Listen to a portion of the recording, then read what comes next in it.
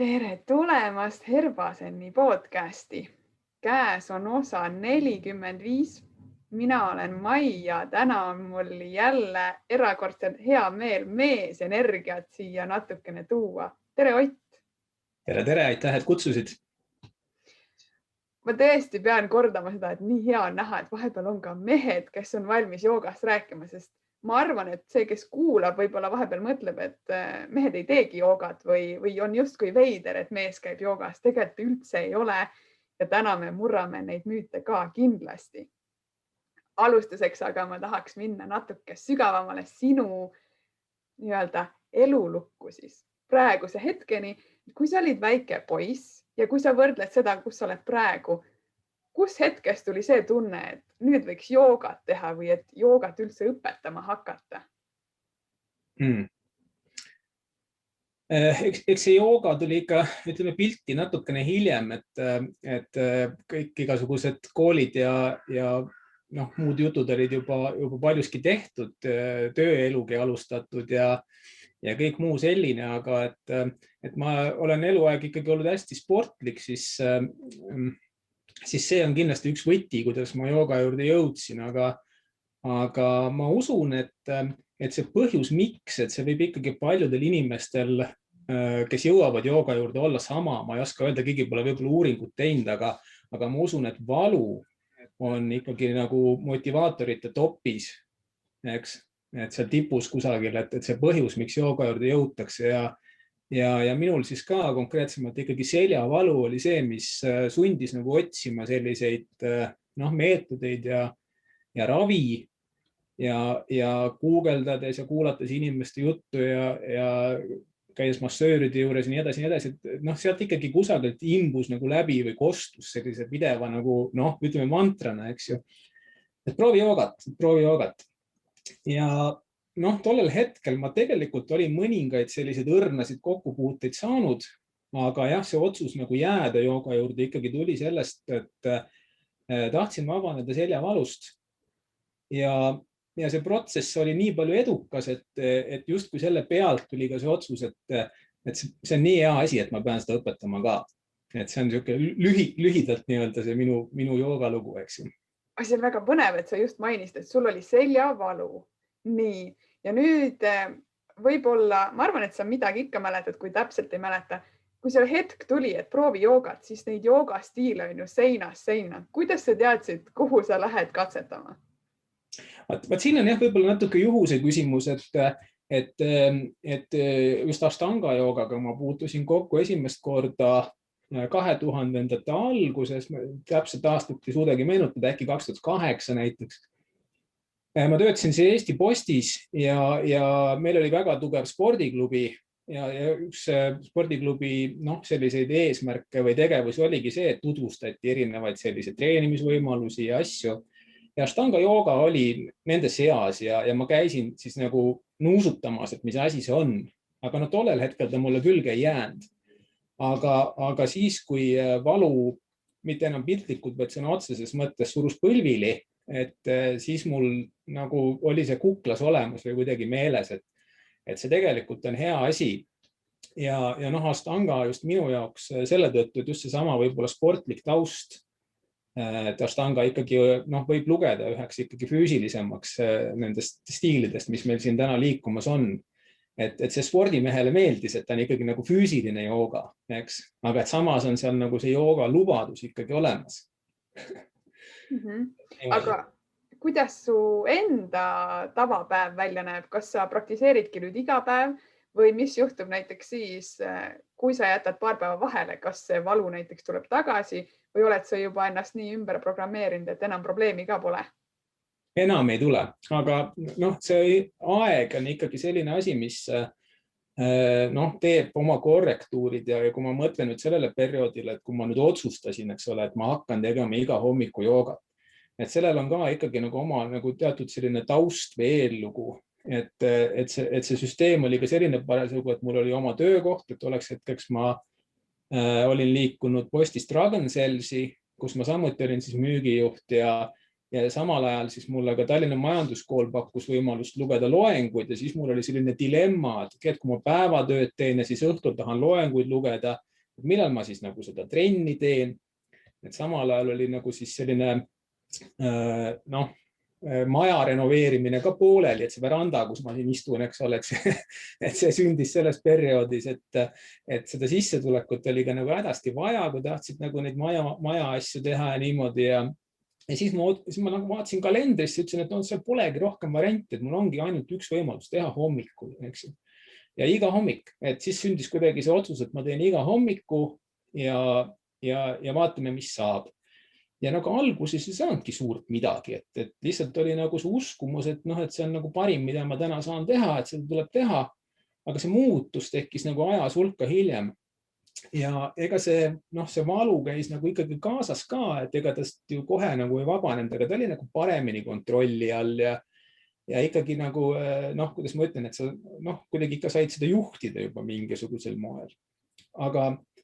Aga tänane pilt on selles mõttes ka tolle ajaga nagu juba teine, et mul ei ole võib-olla enam nüüd, ütleme, selle oma nii-öelda tippajaga, kui ma nii võin öelda, või kus ma nüüd nagu all in olin, eks ole, selles Ashtanga joogas, et mul ei ole sellist painduvust, aga mul ei ole ka täna nagu probleemi jalutada 10 kilomeetrit, eks ju, mis ka tollel hetkel, kui mul väga hea painduvus oli, siis nagu küsimärk.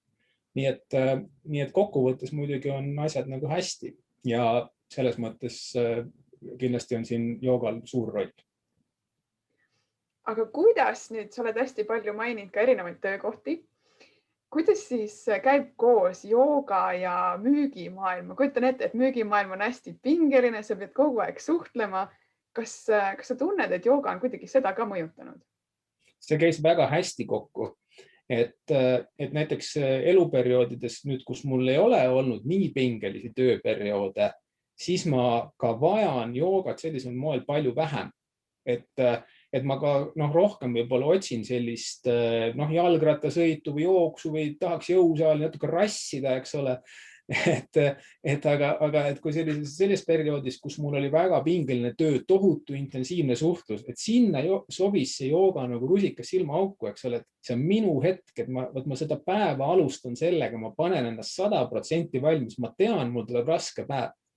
Aga see 2 tundi seal, ütleme 6-8, eks ole, umbes niimoodi see protsess võttis, see on minu aeg, eks ju, ja seal ma olen 100% kohal ja sellega ma loon, eks ole, enda jaoks nagu parima väärtuse. Ja panen ennast nendesse raskusteks valmis ja see toimis ideaalselt. Aga hiljem, eks ole, kui ei ole nii intensiivne, siis nagu, et võib-olla see keha ei vaja nagu või ka meel, eks ole, sellist nagu rahustamist või nagu maha jahutamist, mida jooga nagu suuresti ka pakub, vaid ta tahab just vastupidi nagu sellist ergutamist, eks. Ja nii siis olen nagu hakanud otsima mingites hetkedes ka nagu teistsuguseid väljundeid, eks, et see jooga on ikkagi nagu tööriist, aga tööriista kohvris võiks olla nagu inimesel teisi asju ka peale selle. See on väga hea, et sa mainid seda tööriista kohvrit, siis võib-olla sa natukene avad seda ka, et sa rääkisid küll erinevatest treeningstiilides, aga mis sul seal veel on, mis aitab sul näiteks tervist hoida või mis on üldse sinu harjumused? No ma olin pikalt seda usku, et kui ikka ennast usinasti liigutada, et siis võid süüa, mida tahad. Et peaasi, et sa liigutad rohkem, eks ju, et siis on nagu kõik korras, aga peab tunnistama, et nagu aastad nagu edasid seda keerulisemaks selle filosoofia järgi elamine nagu toimib, eks ju. Aga minu jaoks on ikkagi see liikumine ja sport on tähtis ja täna mul on seal tööriistakasti spordi poole pealt on peale jooga siis veel jõusaal, jooksmine, rattasõit, ujumine, mäesuusatamine, suures kergejõustik, et napilt oleks unustanud ühe lemmikharrastuse, et kergejõustiku poole peal ka saab nii joosta kui hüpata, aga praegu peamiselt vaatan heitevahendeid, et oda ketaskuul meeldivad mulle kõige rohkem, nii et seal on nagu palju asju ja see ongi nagu minu meelest hästi tore, et nende vahel on võimalik valida, kuigi eks seal on natuke niimoodi ka, et kui sa mingile asjale oma sõrme annad, siis ei ole sealt nagu välja tulemine või selle nagu vahetamine alati nii lihtne. Aga jah, et mulle meeldib sellest mõelda umbes nii nagu loodusest, eks, et looduses on omad mingisugused tsüklid ja loogikad, et nende spordiasjadega on ka niimoodi, et neid tuleks valida siis vastavalt sellele, et kus sa parasjagu oled, mis sa parasjagu teed, eks ju, et mis nagu sobib sinu nagu selle seisundiga kõige paremini ja muidugi looduse endaga, eks, et varsti rattahooaeg hakkab ja kindlasti tahaks minna jälle Harkumetsa tiirutama, kus ma enamasti käin. Aga see on sport, eks ju, et kindlasti seal on nagu muud vaja kõrvale panna. Maailma nüüd nagu kõige tugevam toitumise jälgija pole olnud, aga ikkagi eks see joogaperiood õpetas ka, et kui sa ikka õhtul kõhu täis kõvasti sõid, et siis sa ikka hommikul ennast väga-väga hästi kringlisse ei saanud. Et see õpetas ikka vaatama, et kuidas see asi käib. Aga jah, et lihtne soovitus on see, et lihtsalt rohkem toortoitu. Ma ei poolda kaugeltki mitte 100% toortoitu, aga üldine loogika on see, et kui sa seda suudad rohkem toidulauale panna, näiteks joogaperioodi hommikutel minu hommikusöögid tavaliselt peale trenni olidki banaanid ja õunad, et see oli kõige tavalisem, et mahtus ka muud, aga banaanid ja õunad, nii palju kui parasjagu keha vastu võtab ja siis nagu hiljem päeva peale vaatasime nagu muud jutud, muid asju sinna juurde, eks ju. Nii et jah, sport, toitumine ja ma arvan, et selline, nimetame teda tinglikult, eks ole, nagu mõtlemiseks, et kuidas sa oma vaimu nagu toidad ja teritad ja minu peamine nagu selline vaimutoit on raamatud. Et neid ma loen ja nendest ma pean väga lugu. Nii et suures plaanis on see minu retsept. See on väga hea retsept, kuna praegu on ju väga paljud inimesed kodukontorites ja üldse kodus, siis raamatud on minu meelest ka super viis aega veeta. Mida sa näiteks praegu loed või mis on su üldse lemmikteos või lemmikautor, mida sa julged kohe soovitada? Ma lõpetasin hiljuti just Haruki Murakami uue raamatu. Tantsi, tantsi, tantsi on selle nimi. Ja Murakamit ma olen vist lugenud kõik, mis eesti keeles on ilmunud. Et pole veel ingliskeelse reportaarini jõudnud, ikka ootan ära eesti keeles, et kuigi suudan lugeda inglise keelt ka, eelistan ikkagi kodumaist. Nii et Murakami kindlasti. Teine autor, mida ma olen praktiliselt, tegelikult ma ei ole kõik läbi lugenud, aga ütleme sellised peamised teosed on Miga Valdari, see need ajaloolised asjad, mis tal on, et need mulle väga meeldivad. Aga suures plaanis ma olen ikka kõige sööja, et praegu on üks Krimka veel siin ootel ja Jüri Alliku raamat Meeldi igavaid inimesi on praegu ka pooleli, nii et need. Ja siis on mõned maleraamatud, nad on mul siin külje peal, et seepärast ma vaatasin kõrvale, et malet mängin ka jõudumööda praegu. Nett on jälle see koht, eks ole, kus seda saab nagu hästi harrastada ja see teadupärast see paganama viirus, et see on nagu maleharrastustele ka hästi mõjunud, et palju inimesi on male juurde jõudnud ja mul küll käis natuke varem, aga on näha, et see on nagu tõusuteel ja nii et male asju uurin ka praegu hästi palju. Nii ta on. Kuidas sa kõike jõuad, sest sa ju tegelikult teed ju veel, annad koolitusi vahepeal ja need spordialad, mis sa kõik ette lugesid, neid oli ikka üsna mitu ja veel lugemine ja male ja mis su saladus on? Ega neid tuleb teha vaheldumisi, ega neid korraga ei saagi teha, et ega ma ju rattaga polegi ju terve talve sõitnud, eks, ja ujunud ei ole juba teab mis ajast, et kui saab, siis jälle ujub, eks, et kuidagi jah, käib nagu mingite nagu selliste tsüklitega see asi, aga eks on terve rida asju, mida ma ka jälle võib-olla ei tee, et ma praktiliselt üldse ei vaata telekat näiteks. Et ma olen kuulnud, et on mingisugused sarjad või vahel nagu arutatakse, eks ole, mingite seriaalide üle või meie mingid tõsieluseriaalid. Ma ei tea nendest mitte midagi. Ma neid nimepidi nagu tean, eks, aga see on ka kõik, eks, et tõenäoliselt ma ei tee mingeid asju siis, mida teised teevad. Aga kui sa nüüd võib-olla lähed korraks tagasi veel oma lapsepõlve, kas sa mäletad midagi sealt, kelleks unistasid saada või kas sul oli, sa ütlesid küll, et sa sporti teinud, ma ei tea, mitme aastal sa alustasid, aga kas sul oli võib-olla hoopis teine visioon oma elule, kui see praegu on?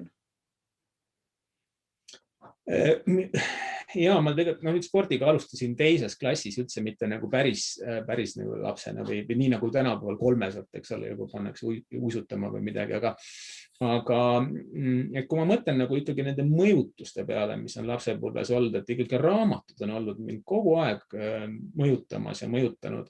Ja esimene raamat, millest ma nüüd tõsiselt lapsepõlves sisse võetud, oli Dr. Dolittle, eks ju. Ma ei tea, kas sa oled seda lugenud. Aga jah, et see ma ei mäleta, kas ma nüüd hirmsasti tahtsin loomaarstiks saada, aga mind tõsiselt kõnetas nagu see eetika või selline nagu et kes ta nagu inimesena oli või mis ta nagu põhimõtted oli, et vaat see oli justkui minu jaoks selline esimene majaks. Ma arvan, ma võisin olla selline 7-8, et umbes selles vanuses, et kuidagi tekkisid mingid sellised nagu rollikujud, et see ei olnud nagu see, et nagu ameti mõttes, kes sa tahaksid olla, vaid ikkagi nagu mingite omaduste mõttes või kas või mõju mõttes või kuidagi niimoodi, eks ole, kuidas sa suhestud, eks ole, tänapäeval võib öelda siis ühiskonda, eks, aga tollel hetkel ma muidugi nii seda ei sõnastanud. Nii et nii nagu need raamatud on, eks ole, tulnud, et kuidagi need ikkagi nagu on mõjutanud. Nii et ma arvan, et nad on olnud minu kõige suuremad õpetajad üldse. Aga kui sa nüüd mõtled korraks jälle oma sporditaustale ja mõtled nendele valikutele, mis sa elus oled teinud ja tegelikult ju 2 tundi hommikul joogat teha järjest on päris keeruline mõnele kindlasti. Et kas see sporditaust on kuidagi sind hoidnud rohkem režiimi sees või sa pigem ei näe neil näiteks seost? Kindlasti näen seost, eriti Ashtanga puhul, et Ashtanga on väga füüsiline jooga. Seal, kui sul füüsilist tausta ei ole ja sa hakkad seda nii-öelda by the book või nii nagu teda traditsiooniliselt õpetatakse tegema, see ei ole lihtne ja tõenäosus, et inimene katkestab, on väga kõrge, aga mul oli pingutamise kogemus oli olemas. Ma teadsin, mida tähendab pingutamine, ma teadsin, mida tähendab distsipliin, püsivus, eks ju. Et kuna need asjad olid tegelikult olemas, siis see võimaldas seda teha, aga et seal on nagu jah, palju asju veel, et minu jaoks ju langes ka kokku see, et mul ei olnud nagu alternatiive justkui mingisugusel hetkel, et see oli mu kõik arvesse võttes nagu parim asi, mida ma teha sain. Nii et nagu teatud sellised välised motivaatorid nagu hästi toetasid seda. Aga ma olen sellega 100% nõus, et täna võtta nagu inimene ütleb, et mis siin on, et teeme 2 tundi hommikul joogat 6-8 ja juba lahe, eks, et võib-olla, ma ei tea, 101 võib-olla ütleb, et see paistab päris tore mõte, aga ma ei ole kindel, et me selle ühe leiame sealt 100 seast, eks ju.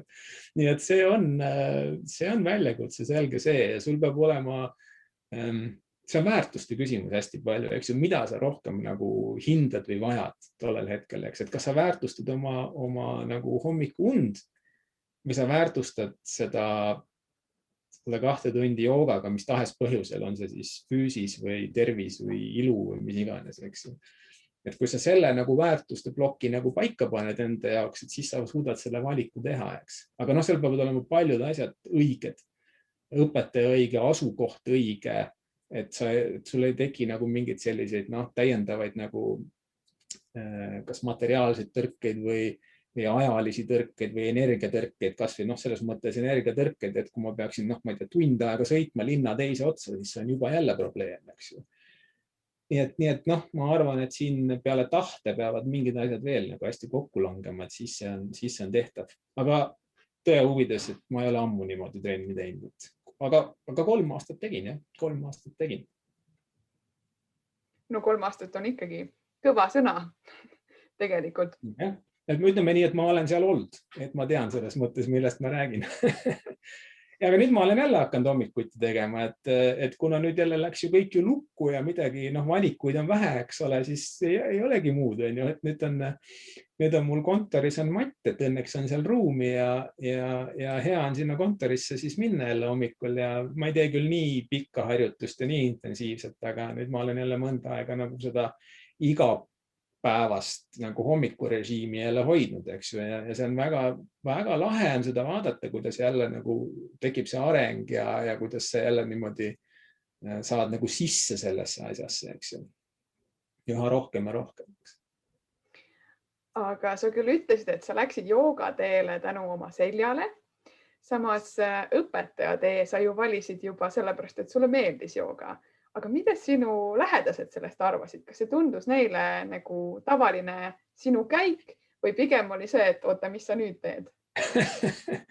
No, eks see õpetamine on ju minuga mingis mõttes ka ju kaasast käinud. Ma olin ju nagu õpetaja ennem, kui ma hakkasin joogat õpetama, eks. Ja mingis mõttes see ongi nagu, noh, kuidas ma ütlen, eks ole, selline nagu minu asi. Selles mõttes, et kui ma vaatan nagu tagasi, et mis ma üldse elus olen teinud, et üks minu esimesi selliseid suuremaid töid ja tegemisi ja hobisid oli olla DJ, eks. Et kui me paneme siis nagu ühte ritta DJ, õpetaja, lektor, joogaõpetaja, neis kõigis on midagi ühist. See on väga lihtne. See on 4 seina, inimesed sees ja sina lood nagu selle contendi, eks ole, sisu on ju. See muster kordub, et seal ei ole vahet. Kas ma õpetan joogat või ma õpetan müügijuhtimist. Et noh, et mingis mõttes selline nagu, noh, ma ei tea, pedagoogi vaim või mis selle kohta ütled, et see on tegelikult olnud mus nagu kogu aeg olemas ja selles mõttes keegi nagu väga mind ümbritsevatest inimestest ei imestanud ülemäära, et ahah, nüüd siis nagu see ka. Et kuigi abikaasa ütles küll, et kui ma Indiasse hakkasin minema, eks ole, et on nüüd siis seda veel tarbis, aga ma mõtlesin, et on ikka ja käisin seal ka ära, nii et olin 6 aega siis ka Indias, eks ju, joogakoolis seda asja tegemas ja õppimas. Nii et noh, ma arvan, et see on nagu minu nagu võib-olla loomus mingisuguses mõttes, et see on see, kuidas ma nagu avaldun, eks ju.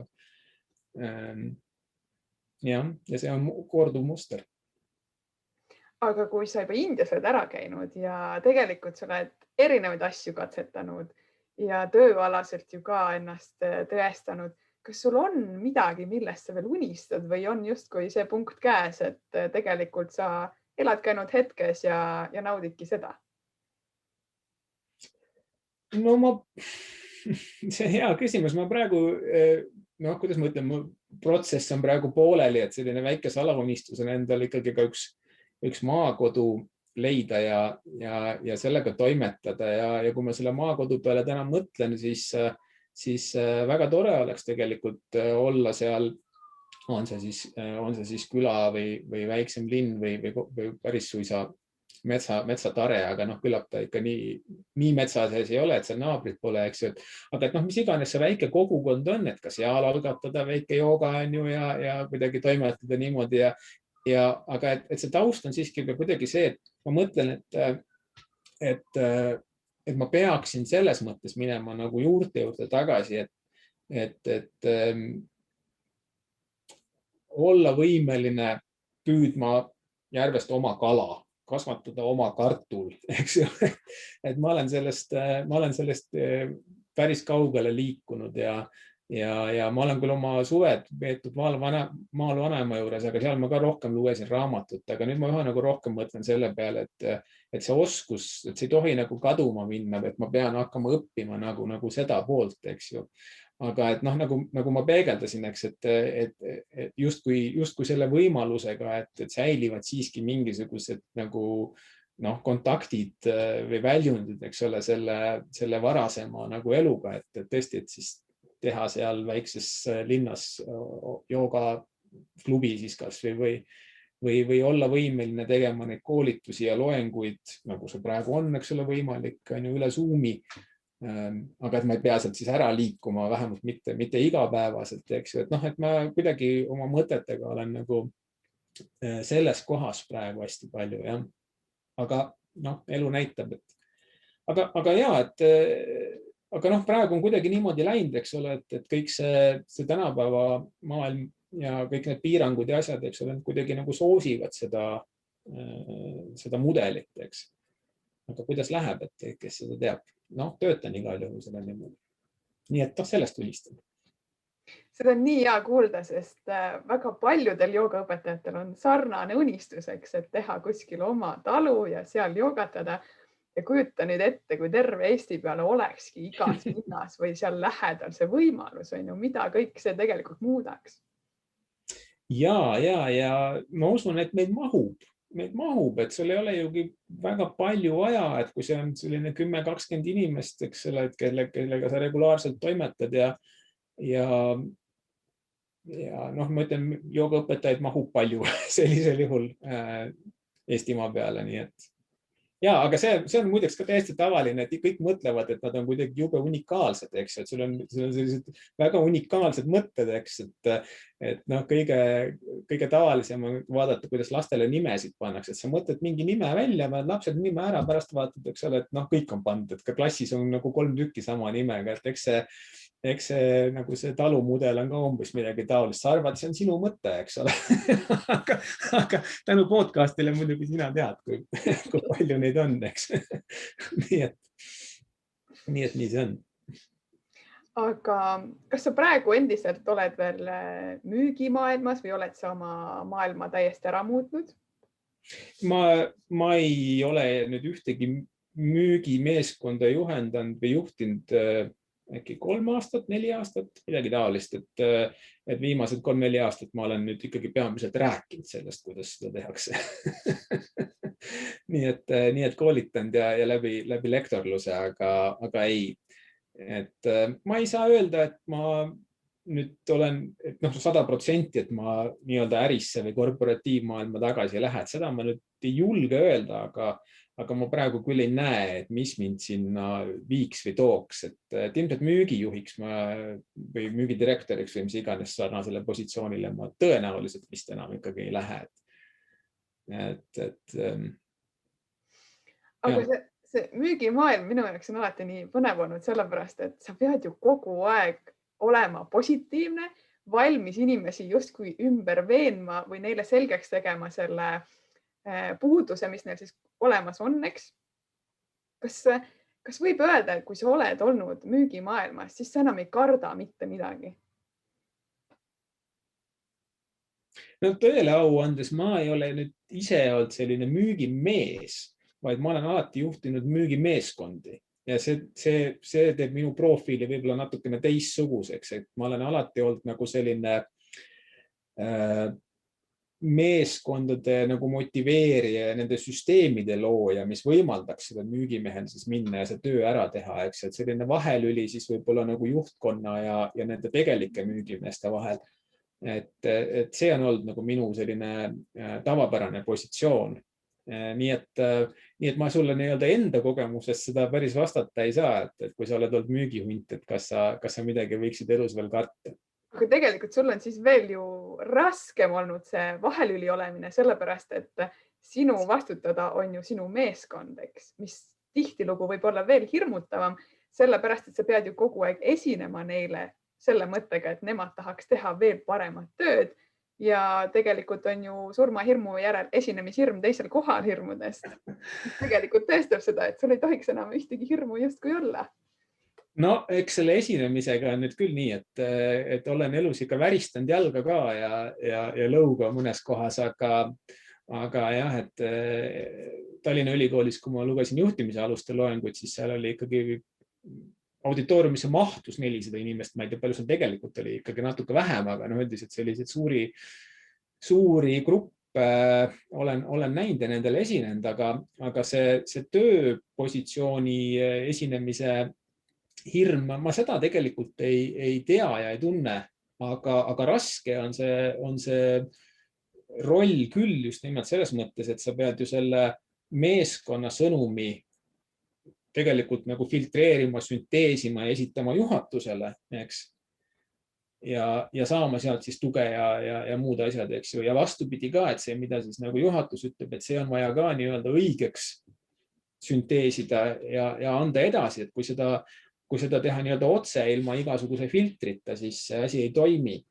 Ja selline natuke nagu 2 tule vahel olek ja see balansseerimine, et see on kindlasti mitte kõige kergem, aga samas väga-väga huvitav ja võib-olla sellepärast see töö mulle on ka nagu meeldinud, et see on omamoodi nagu selline väljakutse, et selles olukorras nagu siis leida see tasakaal ja parim lahendus, et see paneb ka loovuse tööle, eks ju.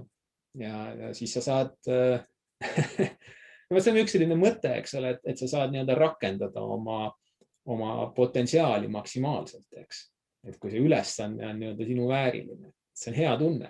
Ülesanne on raske, aga sul on nagu kompetentsi ja võimeid seda lahendada. Ja kui see kõik toimub, eks ole, sellisel heal kõrgel tasemel, siis selle asja nii-öelda ärategemine pakubki sellist süvendatud rahu. See on ilusti öeldud, et süvendatud rahu, mis tegelikult võib ka tuua paralleeli, et just kui õnn võib olla, õnnelik olemine. Või kuidas sa üldse defineerid enda jaoks, mis asi on õnn? Kahe õnnetuse vaheline seisund. Nii et seda õnne meile üldiselt vist väga pikaks ajaks ei jätku, kui seda niimoodi otsida või tahta, aga jaa, et see, mis ma ennem kirjeldasin, et ega see nüüd ju päris minu nii-öelda originaalmõte pole, et eesti keeles on ilmunud selline raamat, mis on tõlgitud kulgemine, ingliskeelse nimega Flow, keerulise ungaripärase nimega autor on. Aga kui ma õigesti mäletan, siis seda nime hääldati Mihhaili Csikszentmihalyi, aga see kirjapilt ei meenuta kaugeltki mitte seda hääldust. Aga igal juhul jah, et kui te otsite siis ingliskeelse nimega Flow või eestikeelse nimetusega kulgemine, et seal seletatakse seda asja ära just nimelt selle nii-öelda challenge, eks ole, või väljakutse või ülesande raskus versus siis oskused ja kompetents. Et kui need kaks asja saavad kokku, et siis tekibki selline nimetatud flow, et sa oled siis nagu 100% selle asja sees. Et see tunne on hea. Ja kui ma mõtlen nende oma selliste tegemiste toimetamiste peale, siis kas või see sama mainitud DJ amet, et see on väga flow, kui sa oled see on su lemmikmuusika, mis sa mängid ja rahvas tantsib ja see möll, eks ole, käib su ümber, kui sa 18, siis ma arvan, et paljud poisid kiidavad kindlasti selle mõtte heaks, kes on samas vanuses, eks, et see võib olla unistuste amet. Ja selle flow sa võid leida joogas ka ja kindlasti paljud leiavadki, et sa oled nagu selles liikumises ja toimetamises nagu üks, eks ole, et see on hea tunne. Tasub otsida. Tasub kindlasti. Kas sa võib-olla oskad siin mõne nipi anda, kui ma nüüd olengi kodus ja praegune aeg väga soosib ju enda sisse vaatamist. Ja kui ma üldse ei tea, mis on see minu nii-öelda tegevus või asi, mis tekitab mulle selle vooseisundi, kus ma võiks alustada, et natukenegi aimu saada? Üks harjutus või ülesanne, mida ma vahel tudengitele annan, on see, et see üldiselt seostub äriplaanide koostamise ja sellise oma äriidee leidmisega, aga ma arvan, et ta on igal juhul õige vastus sellele küsimusele. Et ühesõnaga see harjutus ise on selline, et kujutame nüüd ette, et sa võidad lotoga 100 miljonit eurot. Ma ei tea, mis euro jackpot on, eks ole, aga oletame, et sa nüüd võitsid, eks. Et mida sa nüüd teed oma eluga edasi? Eks. Mis sa oma eluga edasi teed? Et mis need vastused tavaliselt on, et lähen reisile ja ostan iPhone'i ja nii edasi, eks ole, te vist nagu ei kuule, mis ma räägin 100 miljonit, eks ju. Et siis vahel räägitakse, et investeerin kinnisvarasse, ma küsin, miks? No selleks, et siis see kinnisvara hakkab tootma. Okei, väga hea, eks ole, aga sul on nii palju raha, et sa tegelikult ei pea, nii et hea küll, investeeri vahet ei ole, eks ole, et see ei muuda mitte midagi. Mis sa teed? Mis sa oma eluga teed? No, oleks raamatuid. Okei, siis sa tead ju, mis sind rõõmsaks teeb, eks. No. Et ühesõnaga, et see on üks selline küsimus, mis vähemalt võtab justkui nagu selle nagu majandusliku fooni ära, eks ole, et kui sa ei peaks valima oma töökohti või tegevusi nagu majanduslikel põhjustel, eks ole, et mis su südames nagu vastu kajab, mis see siis on, et hea tegevus, no okei, aga sa võid ju seda ju teha oma tänase töö kõrvalt ka, et aita koeri lapsi, mis iganes, aga jah, et need on sellised mõned võib-olla sellised jah, nagu kontrollküsimused, või vähemalt üks nendest, eks, mis võiks aidata nagu kes ei tea, kes ei oska hästi vastata, mis see siis on. Proovi siis need asjad taoliste küsimuste kaudu nagu maha võtta, mis justkui täna seal eespool on või takistavad seda vaadet, eks. et siis sa saad sellele endale nagu paremini pihta. See on väga hea mõte. Ma arvan, et aitab kindlasti päris mitut inimest kindlasti edasi. Tegelikult ju lihtne, aga samas keeruline on ju. Ja, et sa oskad nagu näha neid võib-olla nende valikute põhjuseid ka, eks ole, et miks sa nagu midagi valid. Ja, et jah, see loto küsimus on kindlasti just nagu selle koha pealt hea, mis puudutab nagu finantsvalikuid, aga noh, teised tõkked võib-olla vajavad natuke teistsugust küsimust. Kui me nüüd korra hüppame tagasi jooga teema peale, siis kui palju ma arvan, et sa oled kindlasti palju kokku puutunud, aga kui palju sa oled jooga müüte kuulnud ja kui palju sa oled pidanud ise neid ümber lükkama? No too mõni näide jooga müüdist. No, et seal näiteks ainult istutakse või siis kui sa hakkad joogat tegema, siis sa pead liha söömisest loobuma ja noh, neid on veel, eks. No, kes ütles, et see müüt on?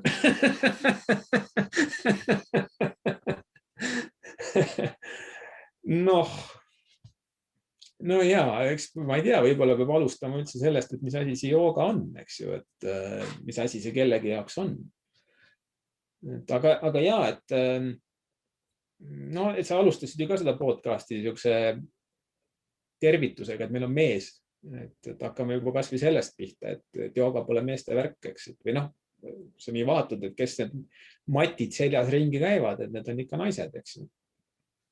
Et kas ta nagu meeste rida on või mis mehed need üldse on, kes selle joogaga tegelevad, et kas need üldse mingid päris mehed on? Eks vist ikka on jah, sellist mõttemaailma ka. Aga ma ei saa öelda, et mul oleks mingit erilisi raskusi sellega olnud või et on ikka küsitud jah, mingid sellised asju. Ja see toitumine ja kogu see, ütleme jah, see selline taimetoitlus on kindlasti teema ja paljude jaoks tähendab see jooga pigem nagu meditatsiooni. Nii et mis asi on jooga üldse, et see on nagu kindlasti segane. Eks? Ja see on isegi tegijate jaoks segane, et sellel ei ole ühte head vastust. Et see sama Ashtanga jooga on ju ka ühtepidi, ta on see nii-öelda see 8-sammuline tee, mida jooga suutrates kirjutatakse, aga valdavalt me räägime sellest kui sellisest konkreetsest füüsilisest distsipliinist oma mingisuguste nii-öelda reeglitega, eks, mitte sellest Patanjali jooga Ashtangast, eks, et noh, korralik segadus tegelikult valitseb.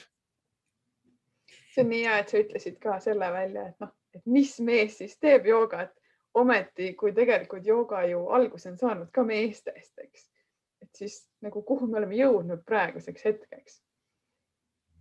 Ja, see on hea küsimus, aga noh, samas jällegi see Ashtanga süsteem jällegi on minu arvates piisavalt mehelik.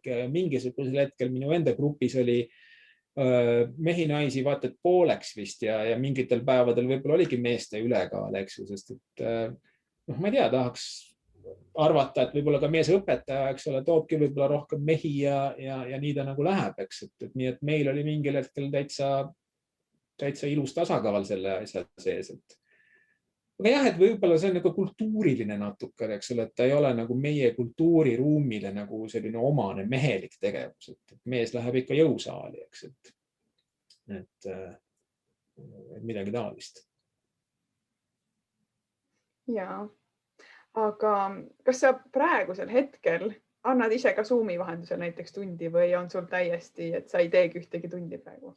Ma natukene eraasju teen, et ma nüüd gruppe ei ole võib-olla vaata üle aasta juhendanud, et ma tegelikult gruppide pealt liikusin. Mul tollel hetkel oli väike terviseprobleem, et sama selja asi mul tuli tagasi üheks hetkeks ja siis ma otsustasin, et ma ei anna gruppidele siis trenne ka ja leidsin lahenduse, et grupid võeti üle ja nii ja ise läksin jõusaali kusjuures sellepärast, et ma ei saanud, mul ei läinud enam, ma ei saanud enam ettepainutust teha normaalselt, et oli seljavalu ja ma paar kuud olin sellega tegelikult hädas, et see tuli mul tagasi.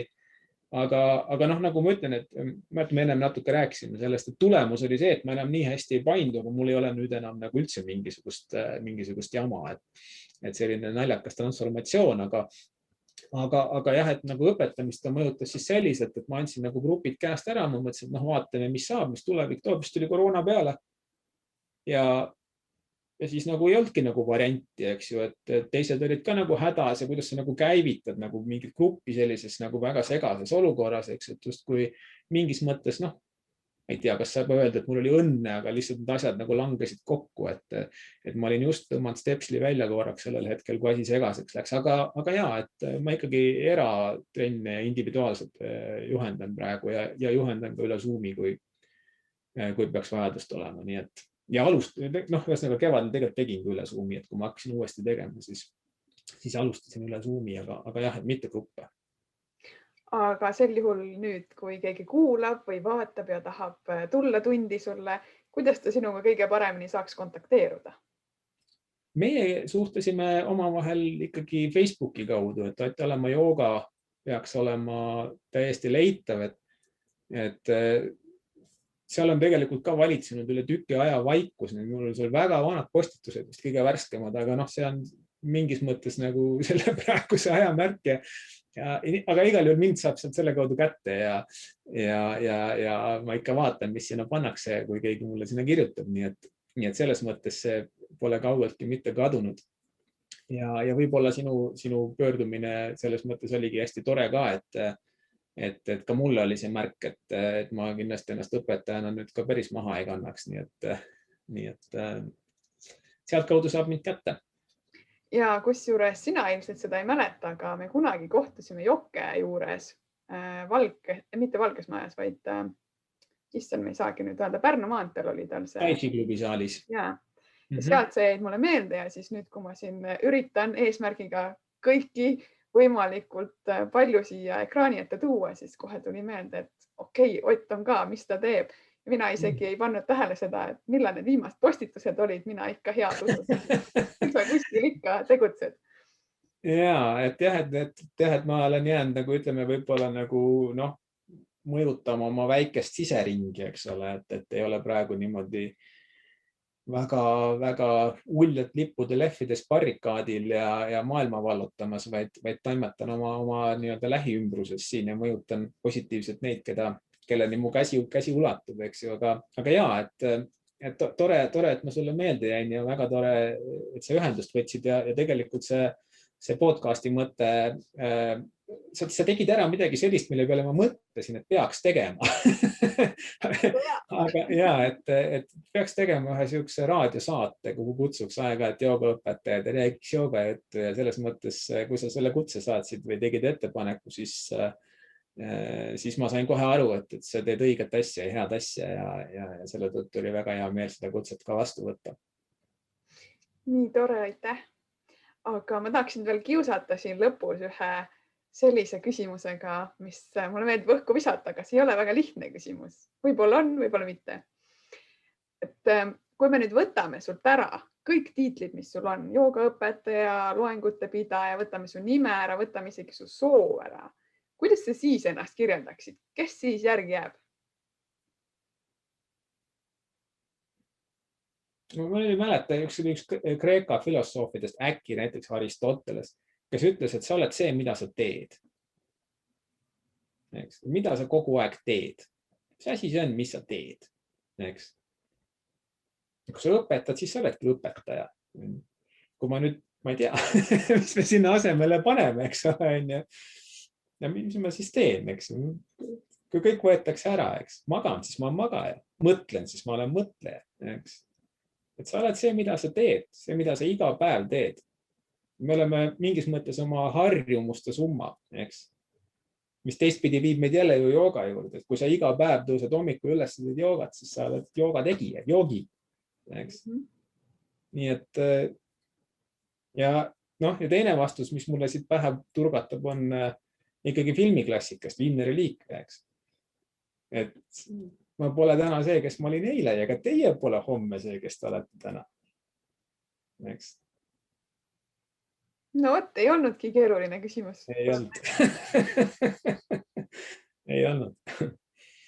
Aga me oleme siin nüüd tublisti peaaegu 45 minutit jutustanud. Kas sa tunned, et midagi on sul veel sees, mida sa tahaksid jagada? mis ma tahaks oma raamatuid jagada. nii, ma mõtlesin, ma tõstan nad ikka siia, et näitan, mis raamatud on. Hakkasime lapsepõlvest pihta, eks ole. Palju mul aega on? On aega. Et tegelikult ikkagi ma lapsepõlvest mäletasin seda raamatut nagu Võimle terviseks, eks. Et ma ei tea, see on, ma usun, paljudele tuttav ja siin on sellised pildid ja asjad, eks ju. Ja võt, ma mäletan, et ma lapsepõlvest tegin selle raamatu järgi pea peal seisu. Ja isegi pea peal seis on näiteks selline asi, mis mul mitte kunagi välja ei lähe. Ma teen erinevaid pea peal seise väga edukalt, sõltumata sellest, kas ma olen neid vahepeal teinud või ei ole. Ma arvan, et lapsepõlvesse pandud vundament, eks. Mis mul siin veel jooga raamatutest on? Ma arvan, et jooga anatoomia võiks olla kõigil kodus. Joogat saab teha rahulikult ilma selle anatoomia tundmiseta ka ja õpetada saab ka tegelikult ilma, et sa kõiki luid ja lihaseid suudaksid ladina keeles nimetada, eks ju, aga korra läbi nagu sirvida annab ikka päris hea nagu sellise arusaama sellest, et mis see nagu anatoomilises mõttes tähendab.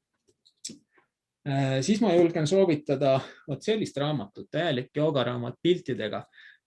Siin on need ta on nagu hatha jooga põhine, eks ju, aga need kõik, mis puudutab mitte nüüd füüsilisi asendeid, et need tekstid on ühed paremad, mis ma olen eesti keeles leidnud. Nii et kõik need hingamise jutud ja puhastamise jutud, eks ju, mis hatha joogas on ja kõik see on väga lahe. Siis ashtanga jooga poole pealt algajatele ma väga soovitan seda raamatut, David Svenssoni oma. Et miks see on hea? See on sellepärast hea, et ta lisaks asenditele annab nagu sellised algajate versioonid siin piltidega. Nii et just neile, kes jalga kaela taha ei saa, aga mis see nagu see vahepealne variant siis on, eks ole, või mis see nii-öelda algaja variant on, et David väga hästi teeb seda. Siis joogateraapia põhimõtted, eks ju, et jooga kui siis nagu tervisesüsteem, eks, et ka ashtanga jooga esimene seeria põhimõtteliselt on nii-öelda tervendav süsteem, eks ju, füüsiliselt tervendav, et võiks olla abiks. Siis iga endast lugupidav ashtanga joogi võiks omada sellist manuaali, et see nüüd on Liino Miile oma, et siin on nüüd väga puhtalt iga asendi juures on siis ka need hingamissüsteemid ja liikumissüsteemid nagu täpselt kirjastatud, nagu väga detailne selline nagu treeningmanual. Et just neile, kes on võib-olla edasi jõudnud ja tahavad nagu nii-öelda by the book asju teha, et midagi taolist. Siis võiks ju joogasuutrad ka olemas olla, eks, et kuigi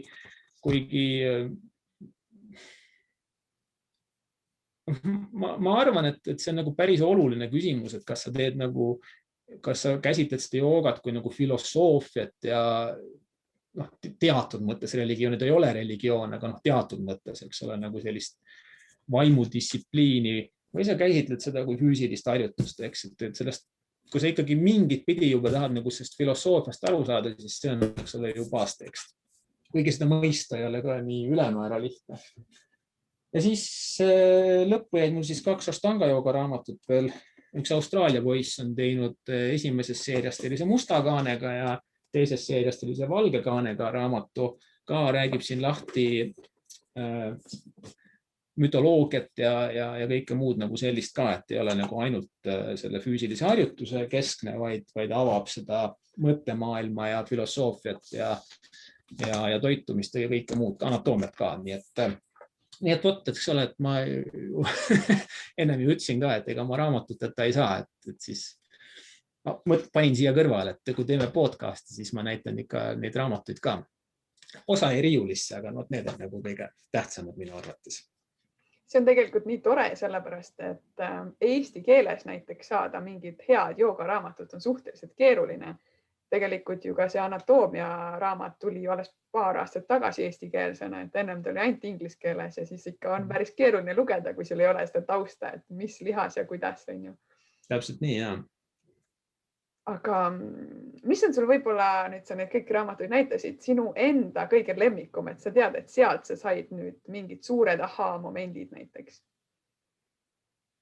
No eks nad on natuke nagu ajas muutunud, aga see, et võib-olla ma kõige rohkem ikkagi praegu väärtustan seda Svensoni oma, sellepärast just, et sellel hetkel, kui ma hakkasin õpetama, siis ma olin ise ka võib öelda tippvormis, eks, ja kohati isegi jäi nagu natuke arusaamatuks, et kuulge, et mis mõttes te nüüd nagu ei suuda või te ei saa või et kuidas see käib ju nii, on ju. Et hakake tegema, eks ole, on ju. Et nüüd, kus ma jälle ise nii heas seisus ei ole, eks, ja olen olnud nagu veel, et just peale seda vigastust, eks ole, et olin nagu väga viletsas seisus, on ju, et siis see raamat muutus mulle nagu armsaks, on ju, et ma sain siit seda ka teada, et mismoodi algajad peavad, eks ole, tegema neid asju või neid, kes nagu ei saa, eks, et selles mõttes see on mulle hetkel vähemalt nagu kõige südamelähedasem. Aga eks ta muutub ajas jälle. Jälle tuli välja see, et ei ole halba ilma heata, eks? Kindlasti ja, et nagu õpetajaks olemisel, et kuidas see nagu õpetajaks olemise vorm, et kuidas ta nagu avaldub, et kes sa nagu oled, et kas oled nüüd see tippvormis füüsises kõik võimekas ettenäitaja või sa oled, eks ole, ma mõtlen oma India õpetaja peale, et ta oli kergelt juba ülekaalus, ta oli seal üle 50, aga ta oli kunagi olnud nagu absoluutne tipp, eks ole, kes oli, aga selleks ajahetkeks see polnud enam talle nii oluline. Tal oli hakanud toit maitsema ja kõik, eks ju, ja ta oli kaugel ise sellest, eks ole, mida ta kunagi suutis ja õpetas, aga ta oli fantastiline õpetaja, eks. Ja nüüd nagu, et enda koha pealt tekib ikka aeg-ajalt seesama küsimus, eks ole, et kui kuidas nagu olla, et kas sa pead olema tõesti see eeskuju nüüd nagu või et aga jaa, et kui ma võib-olla nagu esimesel aastal, teisel aastal tahtsin olla, eks ole, see kõikvõimas ettenäitaja, siis tänu sellele, et mul on endal olnud kehvemad ajad, ilmselt suudan ma olla oluliselt suuremaks toeks neile, kes alustavad või ei saa. Tänu sellele, et ma ise jälle olnud seal, eks. Kindlasti, ma olen sellest 100% kindel. Ja ma olen nii tänulik, et sa võtsid selle aja, sa natukenegi avasid oma maailmat. Ma arvan, et kuulaja või vaataja kindlasti sai siit endale midagi. Mina kindlasti sain. Veel kord minu poolt ka suur tänu ja tõesti toredat asja teed, nii et 45 olla peaaegu said mu aastale pihta, et ma olen 46, aga kuulsin ma 45, siis see ikkagi tundus kuidagi hästi märgiline, et igal juhul tänud, et kutsusid ja tore, et mul see võimalus oli ja loodan, et tõesti kellelegi läks ka korda, mis ma rääkisin. Aitäh veel kord ja kohtume juba uuel nädalal. Kohtume trennis. Tšau.